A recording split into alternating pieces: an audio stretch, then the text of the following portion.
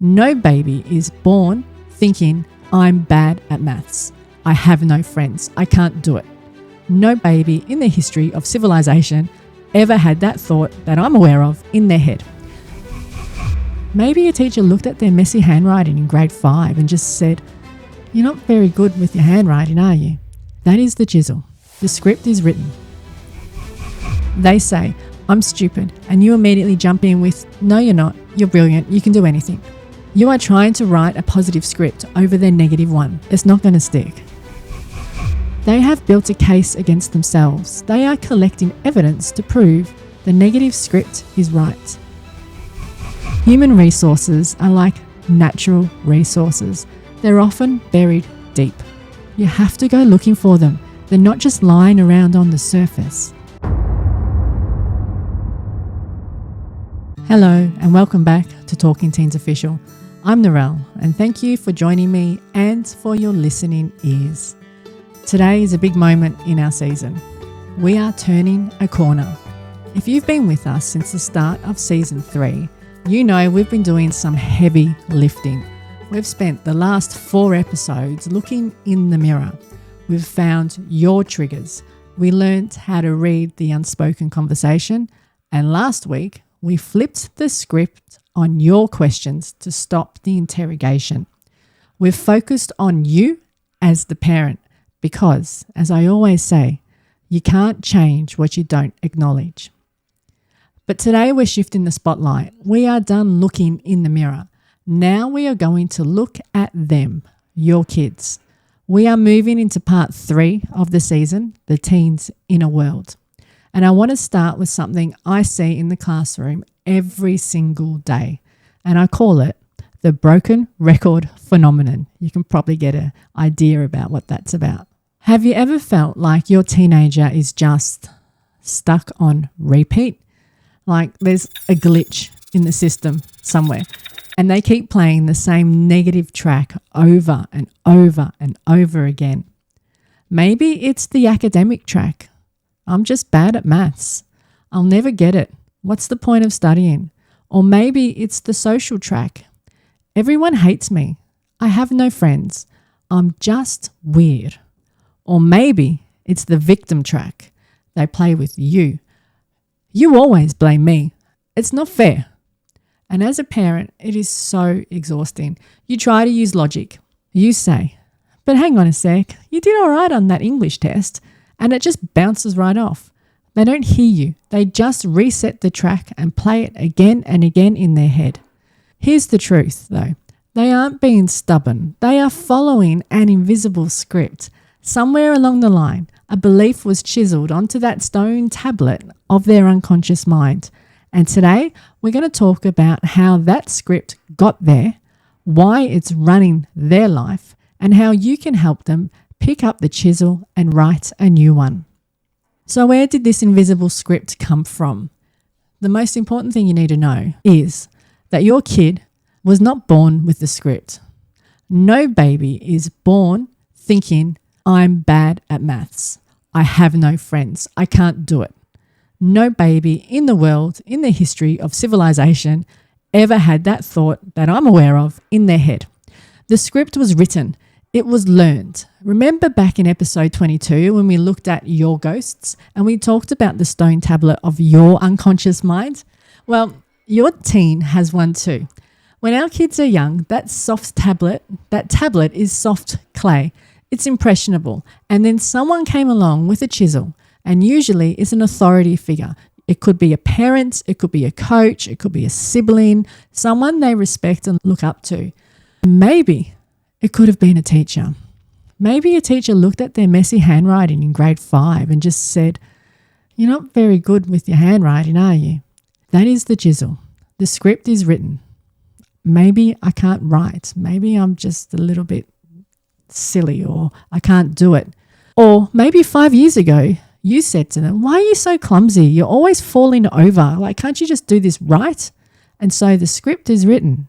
I'm clumsy.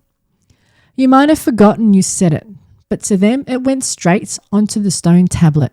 And now they are acting clumsy because they believe that is who they are.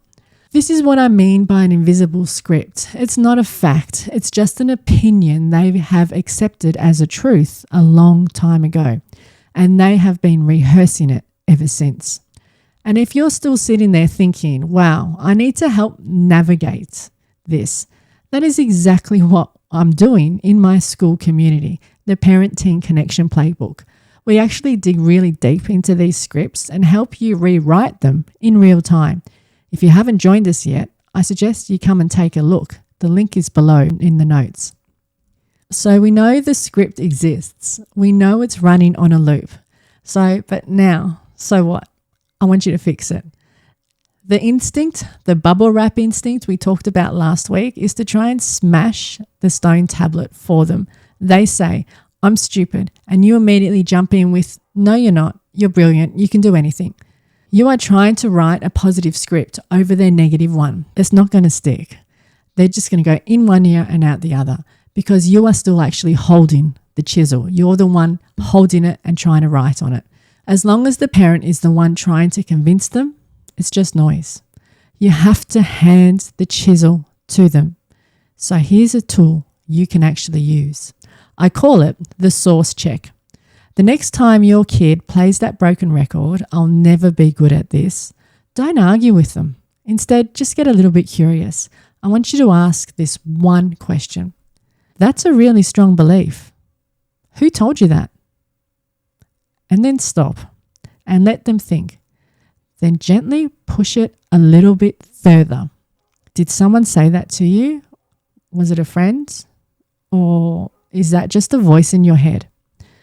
What you are doing is separating the script from the truth. You are helping them realize that this belief actually has an origin. It came from somewhere and it was learned, and it can be unlearned. But here's the tricky part.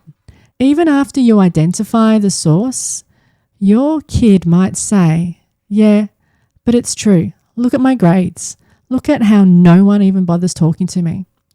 They have built a case against themselves. They are collecting evidence to prove the negative script is right. So before you ask them to write a new script, you have to help them doubt the old one. And here's the next tool. I want you to use this tool that I'm going to call the evidence hunt.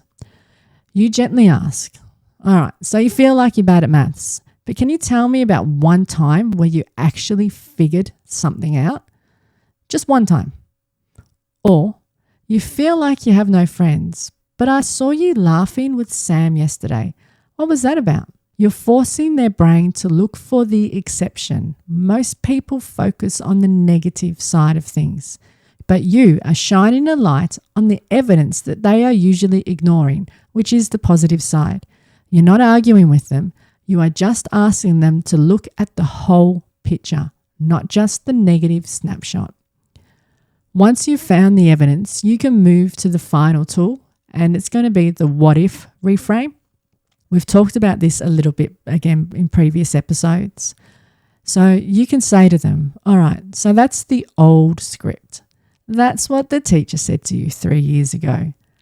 But if you were holding the chisel right now, what would you want to write on that tablet? What do you want to believe about yourself? They might roll their eyes at you, but what you've done is you've just planted the seed. Whether or not they do it, you need to keep reminding them of that, because you are telling them this is your stone and you get to decide what stays and what goes. And that right there is how we help them unleash the untapped potential in themselves. We stop telling them who they are and we start asking them who they want to be. So let's bring it all together in true teacher style. I'll recap. We started by shifting our focus from your inner world to your teen's inner world.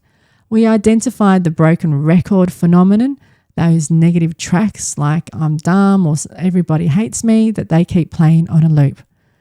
We learned the origin story that no baby is born with these beliefs. They were chiseled onto the stone tablet of their unconscious minds by someone in a position of authority. We explored why trying to smash the stone tablet for them doesn't work. As long as you are holding the chisel, it's just noise. We learned the evidence hunt to help them doubt the old script. And finally, we learned how to hand the chisel over by asking, who told you that? If you were holding the chisel, what would you write? This idea of rewriting the script brings me back to one of my favourite Sir Ken Robinson quotes. And he said, human resources are like natural resources. They're often buried deep. You have to go looking for them. They're not just lying around on the surface. Our teenagers' potential and our kids' potential is often buried underneath layers of bad scripts, old labels, limiting beliefs. And our job as parents isn't just to polish the surface. Our job is to help them dig, to help them find them. When we help them write those invisible scripts, we aren't just making them feel better. We are excavating the natural resource that has been there all along. Next time on Talking Teens Official, we have reached the end of the road. It is our Season 3 finale. We have spent 25 episodes decoding the teen brain, finding our triggers, and learning the language of connection. Now it's time to put it all into practice. Join me for the graduation, where I'll be sharing the final, ultimate blueprint for moving forward. How to stop parenting the child you had and start partnering with the adults they are becoming. If you've enjoyed this episode and want to continue the conversation, please follow and subscribe on all my social media channels for Talking Teens Official. And if you find real value in what I'm doing here, please consider buying me a coffee. I'll put a QR code in the comments and the show notes, and you can donate any amount you choose, and every little bit helps fuel my late night coffee supply while I'm editing these episodes for you. Do not forget to join my school community where the conversations are happening over there and we are getting some awesome results. Until then, remember that focus, connection over correction. Thank you for listening. I'm Narelle, and this is Talking Teens Official.